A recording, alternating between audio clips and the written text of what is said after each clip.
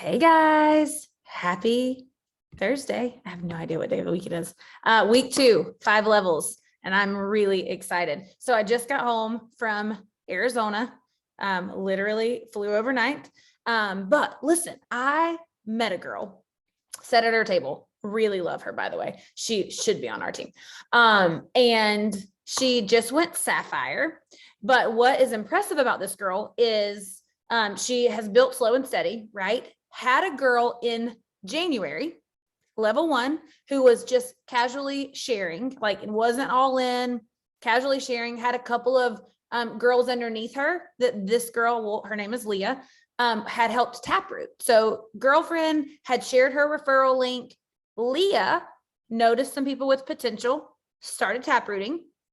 In January, this little girl was at 293 points. Okay, not Leah, her level 1. Are we following? Is everyone understanding? That girl from January to April hit Emerald. Hit Emerald. 293 in January, Emerald in April. And it's all because they decided to adopt a leadership mindset. They decided to focus on helping people become leaders, helping people duplicate. And man, that fired me right the heck up, because some of you are hanging out at 200 points and you are thinking, oh my gosh, Emerald is so far away. Wrong. Wrong. Here's how she did it. She went and created 2 fast start rubies.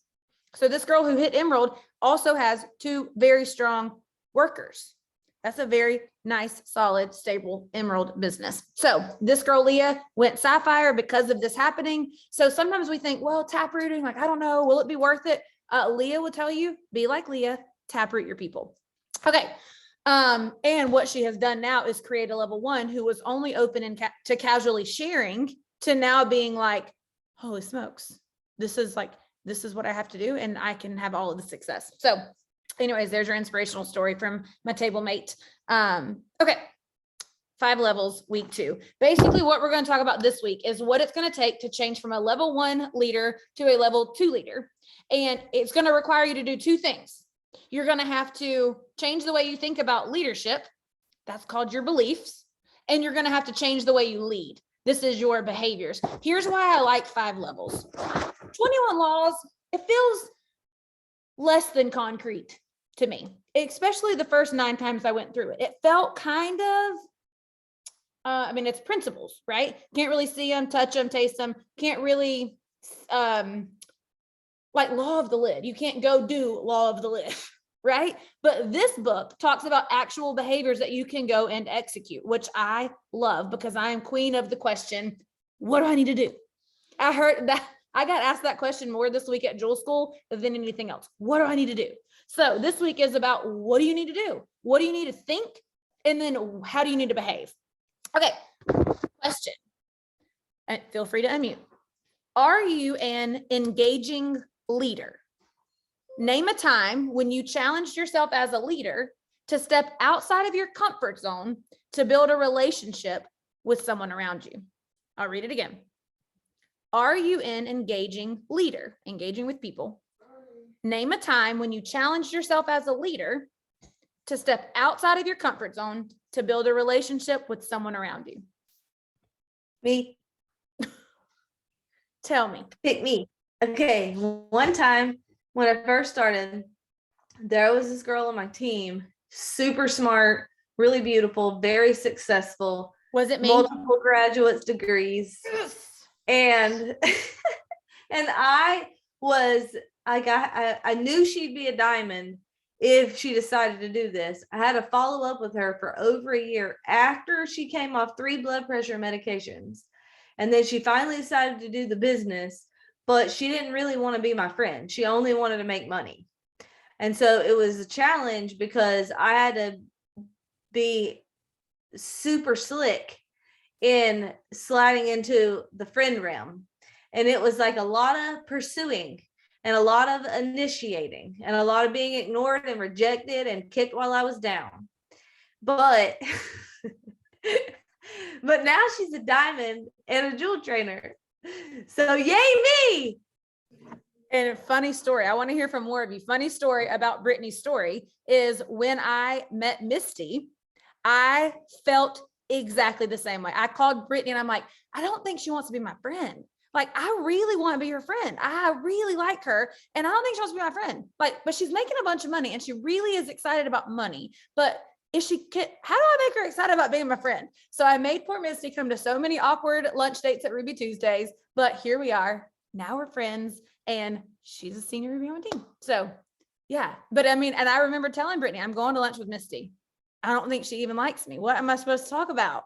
But come to find out, sometimes when you're a type 3, we have a direct laser focus. So you just have to make it more valuable than the money. And now I also said, Christina, Misty is really, really busy. And if she didn't like you, she wouldn't be going to lunch with you. But I could tell similar stories about every leader on my team, y'all. So if you're waiting for people to come to you, don't. I have been the initiator in every relationship that I have on my team. I have initiated. Yep. Who else? When's the last I'll time? go. Thank you.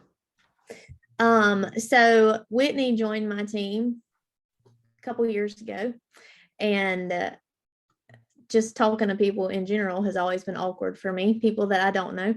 And I really wanted Whitney to work this business, and we happened to be having a training in Warner Robins. And so I said, why not invite this stranger to ride in a car with me for 3 hours one way? And I remember telling Brittany, what am I going to say for 3 hours? Like, I don't talk enough to talk to somebody for 3 hours, especially somebody that I don't know. What if she's weird? What if she doesn't talk back? I don't know if I can do this. You can do it. It's going to be fine. And we did it. And she was actually terrified. I have a picture of her with you, Christina, to prove it. She was terrified, and it was great, and it was fine, and it was a little awkward, but we made it through. And now we're good friends.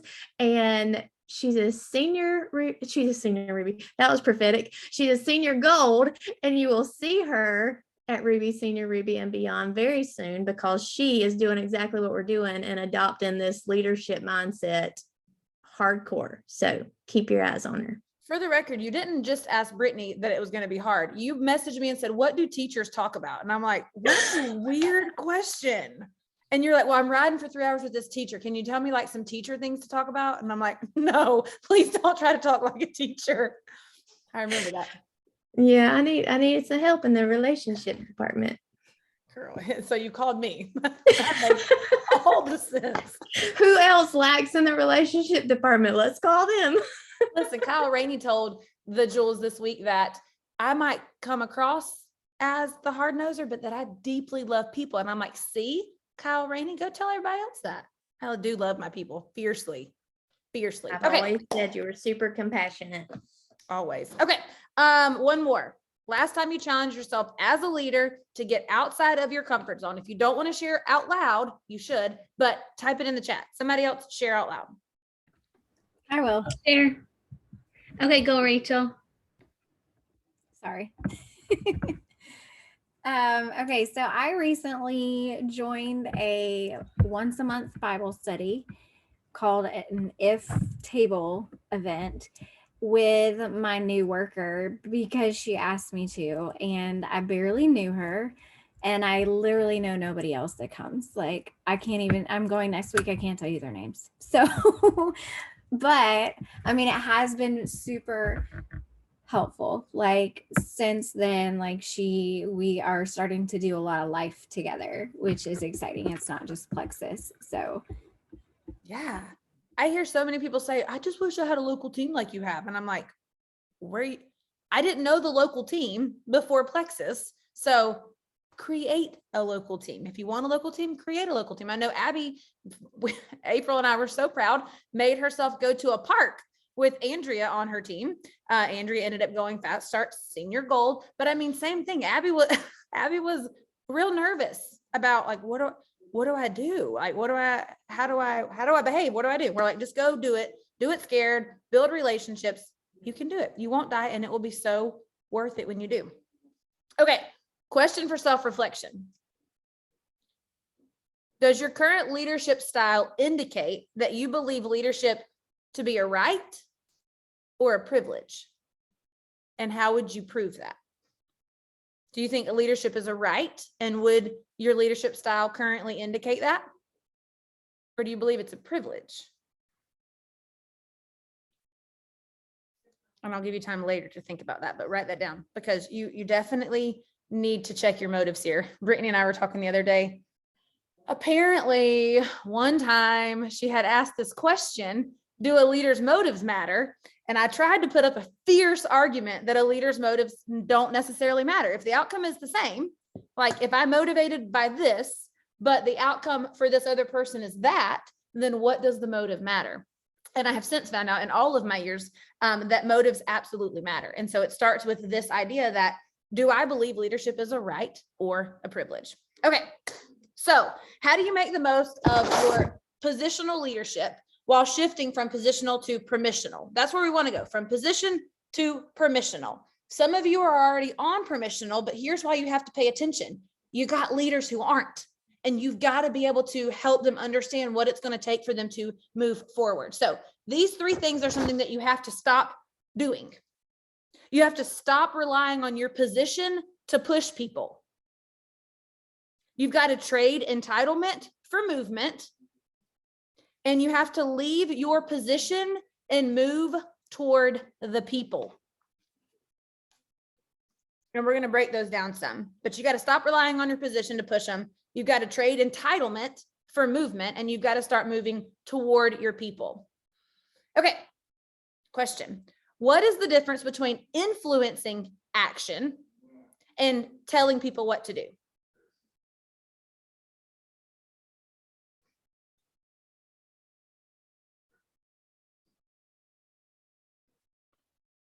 Did you want us to talk on that? I do. Yeah. What's the difference? I was like, why is everyone looking? Well, at I can't, I guess I heard self-reflection, or I was still thinking we were self-reflecting, Okay. but Tell me what you think. What's the difference in influencing action, like influencing someone to take some action, versus telling them what to do, Misty? well, you motivate them and encourage them when you influence them. And when you're just telling them, they don't have it, when you're influencing, you're working from their why they're doing it. And not just telling someone to do something for the sake of doing it. They need a purpose. There's no purpose in that sometimes. Can you give a for instance of a time where you wanted to just tell them, hey, this is what you should be doing, but hi Gunner, but instead you figured out how to influence them to arrive at the same conclusion? Not to put you on the spot, but Well, no, that's fine. I guess I'm kind of, you know what, I'm going through that with Chrissy Lee, right?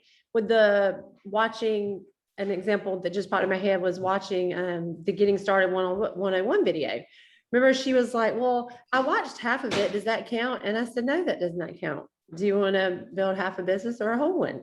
Like, you're supposed to watch the whole thing. And then I shared with her about how you said that, or that I've learned, and you've said that the majority of the time, the difference between those that continue to grow and move forward in the business starts from right there at the beginning. Are they willing to take the time to watch that video? Are they willing to invest in that hour? And so I had that conversation with her, and then I think like she did watch it the very next day, and she was like, here you go, tell Christine I watched the whole hour. and she had takeaways, and then she fast started. She did. She fast starts silver and then senior silver. And so far in a month, she doubled ranked last month. And this month she's gotten 2 joins so far. And 2 people sharing so far. Yep. So instead of saying, this is what Christina said to do, go do it, she took the time to say, hey, listen, like she explained the why behind the ask. Yes. If you will explain the why behind the ask, most of the time you don't even have to get to the ask. Most of the time they're wanting to go do whatever it is you're telling them to. Right. Okay. Somebody else. What's the difference between influencing someone into action versus commanding them with what to do? I think that it is listening when you're influencing them. You're listening to them. You're doing what he said in the book. You're feeling, seeing, hearing, valuing what the other person, where they're going, and you want to help them get there. And I think that's influence. And then taking what you're hearing and putting it back on them, like based off of what I'm hearing, here's what I think could be beneficial. Yeah. Guiding them. Yeah. with that, What- but based on what they say, not on what you think, because it's easy to teach and tell and direct versus listen. When I think of influence, I think of setting an example. So not just telling people to do something, it's showing them by you doing it. So, like our kids, the influences around them, they pick up things. So I think if you are someone with high belief and high passion, and that just kind of inspires and influences those people around you. So I think part of that is just being the example, leading from the front like that, leading. Totally agree. I totally agree. You know where I see that play out? Fitness. I had never told some of these strangers on the internet to go track macros or to lift heavy things, but they're seeing me do it. And I'm telling you, they're asking questions. It's influencing their thought process. That's making them think, okay, if I want what she's got, let me see if I'm willing to do what she's willing to do. So I love that. Okay.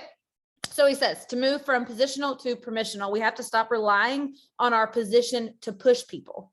You guys, I hear all the time, I can't get them to do what I'm telling them to do. And I'm like, well, perhaps we should do more, less telling, more asking, right? You guys, people don't want a boss in this business. They don't. I have heard Brittany say so many times, if Fallon had come and told me what I ought to do, or told me that I needed to go do that, every fiber in my being would be like, nope, I ain't gonna do it. I don't want to be told what to do. I want to be my own boss.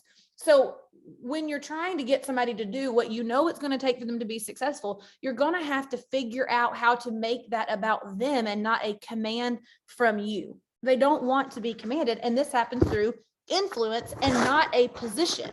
So I've heard somebody say, well, I mean, I'm their upline and I'm at this rank. They just ought to be doing what I'm telling them to do. And I'm thinking, listen, if you have to mention your position, you're not leading. You're not leading. So here's something tangible. What if we stopped telling people, here's what you need to do. Here's what you ought to do. Here's what you should have done. And we did more questions like, okay, what do you think it's going to take for you to get to the next level? What do you think it's going to take for you to overcome this? Who's someone that's come to mind that you know of who's overcome this? What do you think they did to overcome this? You're still going to end up more than likely around where you wanted to end up anyway. But what you're giving them is ownership in it when they arrive. When they arrive at, okay, who is somebody that you know that had to overcome a major mindset hurdle? And they're going to say so-and-so. Great. What did so-and-so have to do? Well, I know that they talked about intentionally investing in personal growth and they were on every team call with their camp. Like I know these things and you're gonna say, great. Like you think that would be something that you need to invest in? And all of a sudden they've arrived at a plan that they can take ownership over. They're going to be much more likely to execute a plan that they created with your support than carrying out your task list. So, okay. Look on page 66. If you were some of the early birds, you're already there because I gave him a heads up. I'm curious, those examples of level 1 thinking, where he talked about top-down thinking, separation thinking, image thinking, which one of those do you believe most leaders mistakenly make most often? There's not a right answer. I'm just curious in your experience, and I'll give you, while you're turning there, I'll tell you the one I struggled with was separation. Don't let people get close to you. This whole idea of move toward the people was polar opposite of what I thought. Mine was stand apart, be an example, give them something to shoot for. I never really understood it was come into the crowd. So I fought that a lot in the beginning. Like, I don't need them to be close to me. Like there's missions at hand, not really people involved. So obviously I have thankfully, hopefully overcome that. So curious, which one you can share which one you struggled with the most, or maybe you're still overcoming, or which one you think you see displayed the most. I'll to go there, Christina. Okay, go there. The one that I struggle with is never let them see you sweat. I don't want people to see that I'm struggling. And so that, it's like, I want to have it all together. I want them to see that I know exactly what I'm doing. And anyway, so that's And I'm currently going through that too. So that's, that's something that I really read that and went, whoa. Okay. Which so funny to me, Nancy, because so many times you have said, Christina, I love that you didn't have it all figured out. Like, I love that you will tell us when you struggle. I love that you have shared this and this and this. Like, what you appreciate is the vulnerability, but it's what you're the most resistant to have. Yeah, Interesting. exactly. So mine was for a long time, probably for a year, the image, fake it till you make it.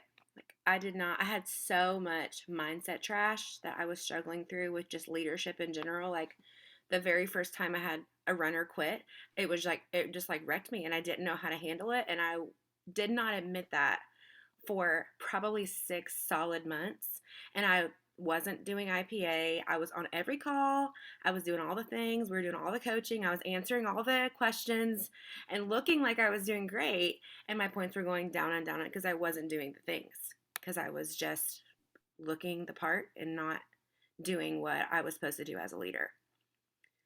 I have so many questions, but I don't know how vulnerable you want to be on this group. So I'm going to table my question, but actually I'm not. What was the tipping point? Like, what exposed you? Did it, like Rachel and April just like drag it out of you, or what exposed you? I would say the big thing was when we were at convention in Charleston was the big one, because I had so much imposter syndrome.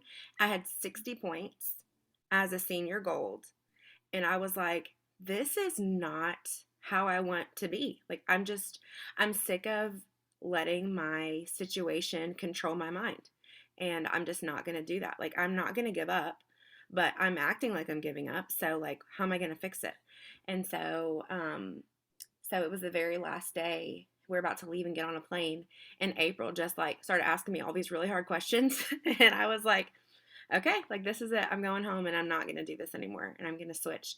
So it was between just a leader being willing to ask me really hard questions and me seeing the culture and wanting so much more for myself, but also just knowing what I was capable of. And I was just ready to do that. Yeah. And you came home and made some very tangible changes. That's when the 6 a.m. power hour started, and they're still going on, like however long later. That's awesome. That's The awesome. one I've struggled with the most out of this list is separation too. Don't let people get close to you, because I probably just my own insecurity. Like I definitely have a past, and I think I've always had this fear of like, if people only knew like the real me, they're not going to want to follow me, then it's all going to fall apart, or they're all going to go away or whatever. And it took me a long time to get past that. Michelle actually helped me a ton get through that, because she was probably she lives close to me and we were in the same homeschool group. So she actually saw my kids a lot and in like their natural settings. And she would say, your kids are so good and they're so smart and you're doing such a great job. And she meant it. And so I was just like, okay, maybe I'm not a complete and utter failure like I think I am in my mind. So that helped me a ton. Thankful for Michelle, even though I'm a little envious of her living so close. There's a property in my neighborhood. You have an alligator. No, ma'am. No, they killed that. There's no more alligators, just ducks. Listen, some of y'all know selfishness be the one you're struggling with. You know how I know? Because it was also tied with what I struggle with. Feeling like people are here to help you. People are points. People are points. They're prizes. They're orders. They're one step closer to the next rank. That's a big one. And until we're willing to look that in the face, you're going to have a hard time not feeling frustrated with your team, not feeling frustrated with your workers. If they're just here to serve a purpose of moving you forward, you're going to have a hard time with that. Okay. curious what this quote means to you. You can answer it out loud. If you want to become a better leader, let go of control and start fostering cooperation. How could that look tangibly in our business, to let go of control and start fostering cooperation? Ask people's opinions. Yes. Tell us, for instance, when is a time when, as a leader, even before you were Diamond, where you probably had an answer or a plan or an idea or whatever, but would come and ask an opinion? I can think of a million times that you did that, but tell them, for instance, that would be applicable to where they are. Now I feel totally put on the spot. I mean, if you have an example, why don't you just say the example? I mean, a lot of times, basically all of the time. I was about to say the same thing. Anytime, yeah, anytime that I see a need, like I'll say, I have, like I said last week, I have like my own little advisory board, and it just is my level 1 leaders. Like, I don't think I'm smarter than they are. I think we're all on the same playing field as far as ideas and leadership. And so I'll just say, what do you guys think about this training? What do you guys think about this mastermind? What do you guys think about this group coaching? Like, I might have an idea, but I want their ideas and I want their input on everything, literally everything. Yeah. And I mean, oh, go ahead. That picture that you sent to earlier this evening of Christina, Emily, you, and me, that was the night before we went and had this mastermind planning session for Freedom Team at Kroger all day, where Leah saw us. But that was a perfect example of, you brought people together for a planning session for Freedom Team for the next, year, 18 months. And I mean, that was so empowering for me. That was so, there were so many times where you would ask my opinion and what do you think of this, welcoming me in, and brought me to the leadership table. And it not only infused me with belief and confidence, but it modeled for me what I want to do with my team.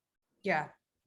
And I think sometimes, because of the proximity that we all have together, we tend to, sit back and let's see what the leadership team is going to do. Like, let's see what Brittany and Christina say we need to do for the month of May. Let's see what's their plan. Or, you guys, listen, you at Senior Gold and above, you have your own leadership committee. You have your own personal advisory board that you could be bouncing ideas off of. Like, hey, listen, what do you think that our team needs that maybe they're not getting yet? How could we meet that need? Maybe it's a chat party that you guys need to host for your particular team.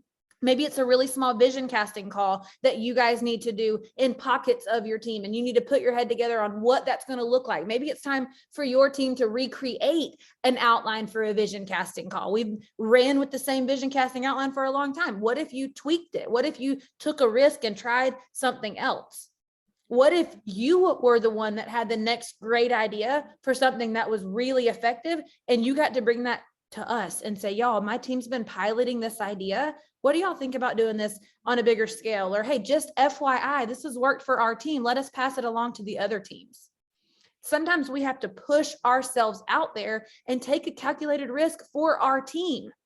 It does not have to be something that Freedom Team is doing for you to do it with your one worker or your two workers. I remember doing a book club one time. We had a big book club going, and then we did a private Bob Heilig leader class with Brittany. She pulled a few of us in there, and we did that. And man, just so intentional over time to think of things to do to equip your team.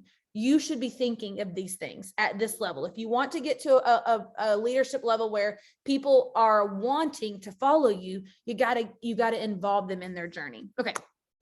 All right. That was great. I love that about our team. Okay. Trade entitlement for movement. What do I mean by that? He says, you got to be willing to give up what is in order to reach what could be. He says that we have to forget about our leadership rights and instead focus on the responsibility to make a difference in the lives of the people that you lead. So this makes me think about recruiting. It's likely as a level 1 leader that we can get people to purchase products from us, but unless we're helping people move forward with their vision, we're not leading. We're simply selling. So you want to transition from being a salesperson to a leader, you've got to be able to impart vision and help people get into activity to change what is for what could be. Otherwise, you are in the position of being a salesperson. So you've got to impart vision. Okay. After you trade your entitlement for what you think you deserve, because you guys, listen, we deserve nothing. We deserve nothing. Anything that we get is just, I mean, blessings upon blessings. So you got to impart wisdom, that vision. If you want to do what it's going to take for you to become a level 2, level 3, level 4, level 5 leader, it is always going to start with your ability to impart vision. Period. You've got to get somebody to understand why moving is better than staying. It doesn't matter the pace you get them moving originally, but you've got to impart vision so that they will take a step, move. You got to get them moving. Okay, then you have to leave your position and move toward the people. I've heard so many people say, I'll say, how's so-and-so on your team doing? And they'll say, I don't know. I mean, if she has a question, she'll come to me. And I'm like, wrong. If so-and-so has a problem, they'll bring me their problem. And I'm over here like, Or they'll say, I just haven't heard from anybody, so they must be doing fine. And John says, good leaders understand it's your responsibility to move toward your people. Leaders are initiators. Here's what people lack most of the time at this level: self-awareness. If they were aware of what was holding them back, they probably would tell you, but they're likely not aware. They're likely not aware. I got the best compliment this week at Jewel School. Somebody said, I feel like y'all's team is full of people who are so incredibly self-aware.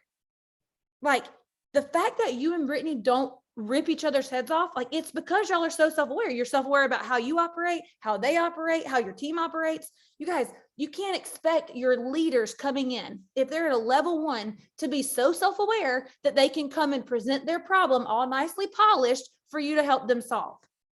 You've got to be willing to get in there if you want to bring them from a level 1 to a level 2 and help them figure out. They're just like Shannon said April did with her. Shannon didn't even know she was over there being untruthful with her. Like, she's just over there trying to do the best she could to stay above the water. So you got to be an initiator. He says, if you want to grow, be prepared to be uncomfortable. That makes people uncomfortable, right? So here's a question. What's something in your business you're avoiding because of discomfort? And what can you do today to decide to change that?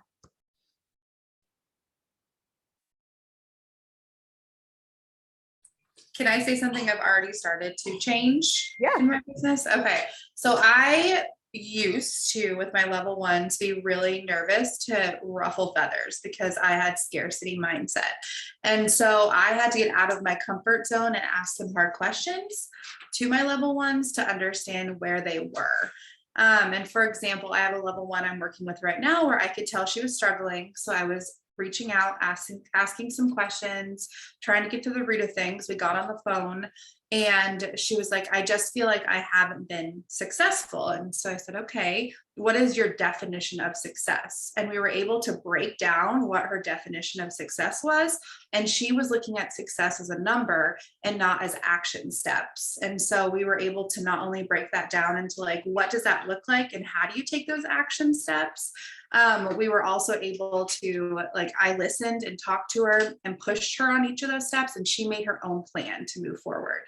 And a year ago, I would have been like, you need to do this and this and this, and, you know, you're doing great and everything's awesome. And, you know, it's great. And I would have been dragging them instead of like asking those hard questions, like, okay, what are you struggling with and why? And what is your definition of success and how can we break that apart? Yeah. I love that. Being willing to have those hard conversations. Bob Heilig says, somebody asked him one time about how do you, what did he say? How do you show love in a hard conversation? And he said, a hard conversation is not a hard conversation. It's a love conversation. It means that you love that person enough that you're willing to put yourself out there, out of your own comfort zone, at the risk of causing them to be outside of their comfort zone, because you love them so much that you expect that they will want to grow, that they'll want this feedback. It's a love conversation. It's not a hard conversation. Anybody can avoid a conversation. I mean, listen, if I don't care about you, I dang sure ain't going to have a hard conversation, because it requires emotional energy. And listen, I already lack a little in that department. So if I'm going to have a hard conversation, it's because I care deeply about you. You got to care deeply about your people. That's good. Okay.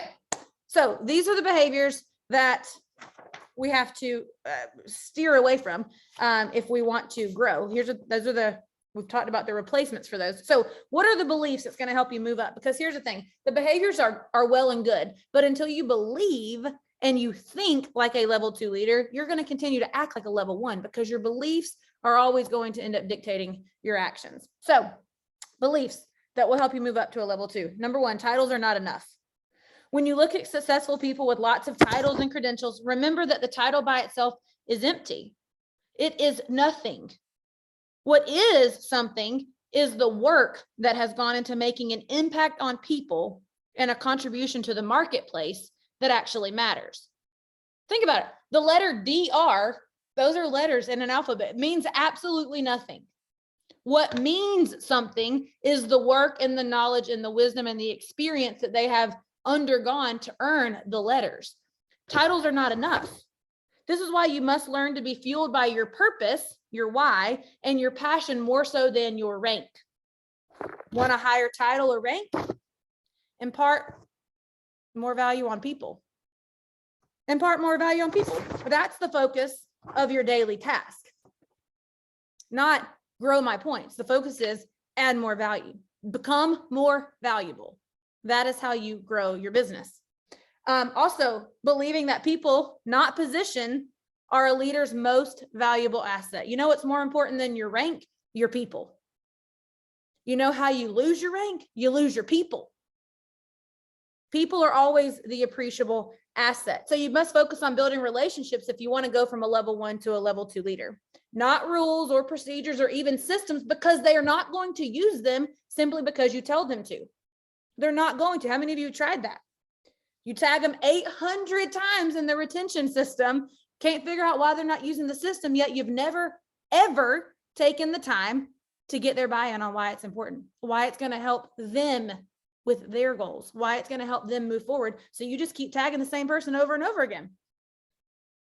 It's people who are going to get things done. It's people who will utilize your systems and your procedures, but you got to start with connecting with the people. He says the leaders who are willing to grow, they're willing to use people to improve their position. Those are people who are stuck at level 1. They want to use people to improve their position instead of using their position to improve people. You don't need more people to be a diamond.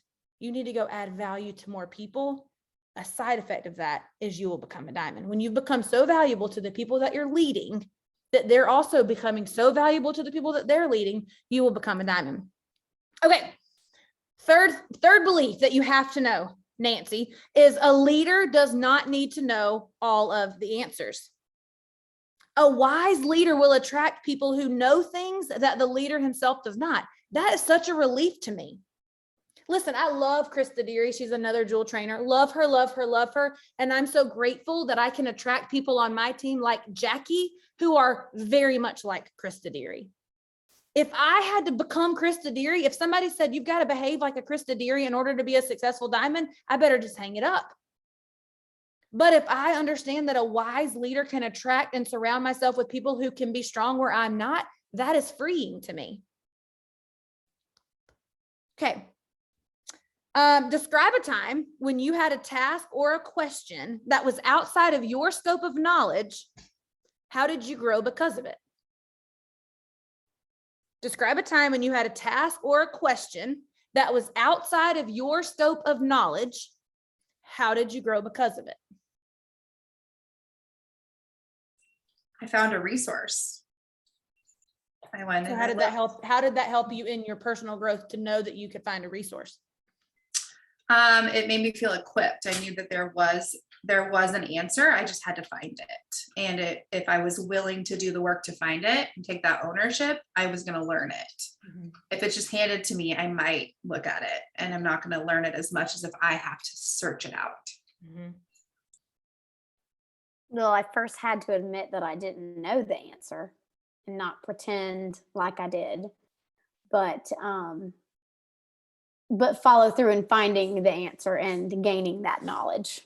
Yeah, I thought about you and Shannon was sharing that. I'm like, Jackie had a similar story where she thought the right answer was to just look put together.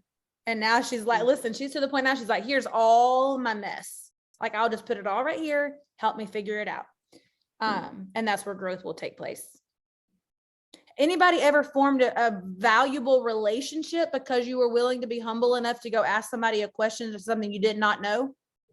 I tried to do that all weekend. I would find something to ask each of the jewel trainers because listen, they're all a step ahead of me. So I'm like, Roz, I got this thing I was wondering if you could help me with.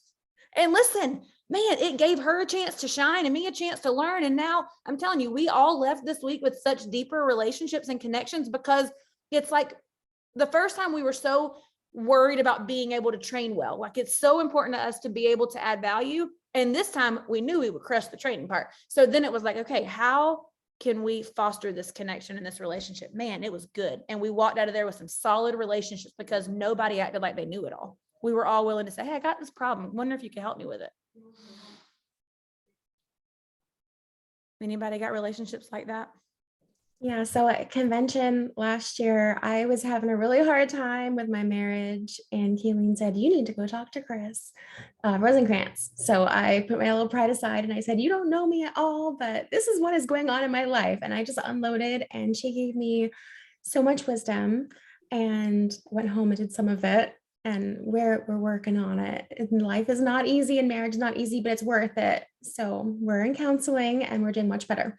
But then when I saw her at Leaders Retreat, it's just like a long lost friend. It's just like, this is how it's going. Thank you so much. And it's great. Yeah. You know what I love about that is you gave her a chance to use her experience and struggles in her own life to add value. When someone gives you an opportunity to use something that was hard, maybe applies to the business, maybe when someone comes up to you and says, hey, I watched your video where you missed rank by 3 points. That happened to me. And I just don't know if I can go on. And you're able to say, oh my gosh, girl, you can go on and you can give back from the struggle that you've already survived.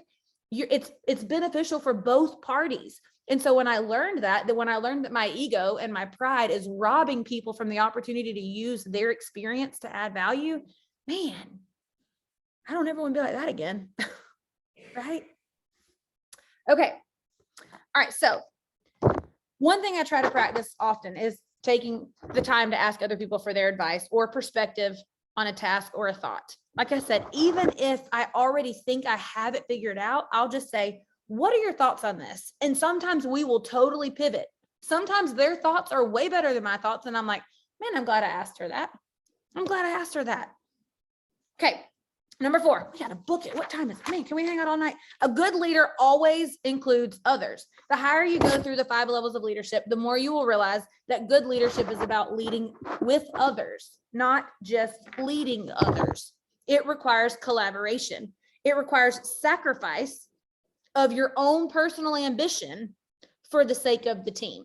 It means that when you could sprint ahead and win first place, slowing back and crossing the finish line together.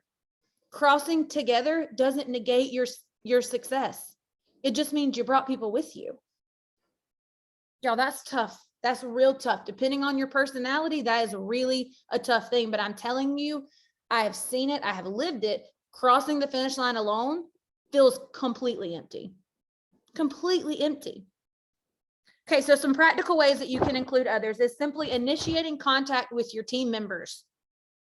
Leaders are initiators. Again, make it your goal to get to know them and express appreciation for them. You guys, we would not be here without the people who are loyally ordering from us, who are loyally showing up. Show gratitude. No strings attached gratitude. Not, hey, how are you? Just want to tell you I'm thankful for you. Hey, I'm going for a rank. You think you could XYZ? Don't let every time you end up in their inbox be because you need something from them. Be careful. Okay, another thing, practical thing, is to stop mentioning your rank or your position. That automatically creates separation. Stop mentioning it.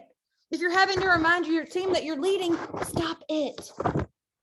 Stop it. Okay, lastly, if you really desire to grow from a level 1 leader to a level 2 leader, or if you hope to help someone grow from a level 1, help them develop a leadership growth plan. Most people will not grow through this business without a coach or a mentor. They just won't. So if there are people on your team who are trying to grow in their leadership, you have a responsibility to help them figure out a plan. What does that look like? Some of us just don't get it. So if you're telling them they need to go grow and you feel like that they're just not, make sure they're clear. Make sure they're clear. Brittany told me for a long time, build their belief. And I'm like, how do you build that? What does that mean? Like, and I remember one time being like, Brittany, like build it with Legos or what? I don't understand. And as soon as I was able to communicate, hey, I'm not getting this. She was able to break it down and offer me some practical ways to do that. So help your people develop a personal growth plan, but you cannot go and tell them this is what you need to do and why. You've got to go and explain to them, hey, listen, everybody who's successful here, here's something that they're involved in. What are your thoughts on that? You've got to help invite them to be a part of this plan creation. Okay, what's one way that you can actively move toward people around you this week and include them as you lead them? What's one practical thing you can do this week to move toward your people?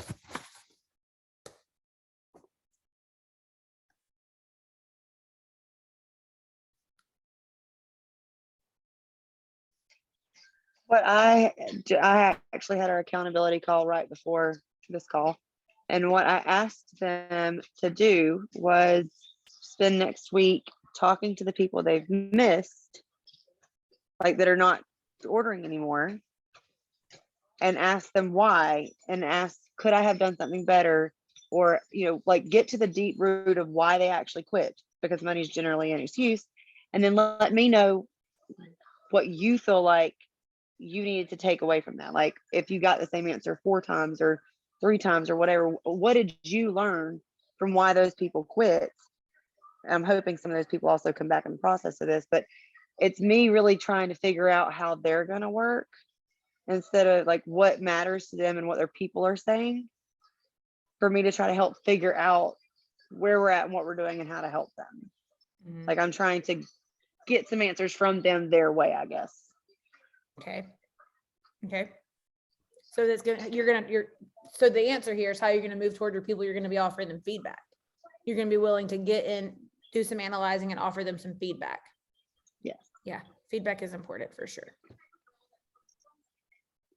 So we have started on my team these Thursday night 10-minute calls in a Facebook group, and really, really excited about it, but being very intentional about going to different leaders, and not just my level ones, but asking them how it's going, what they're hearing from their teams, their feedback, and asking for their opinion and how can we make this better, because we are creating systems, some new systems.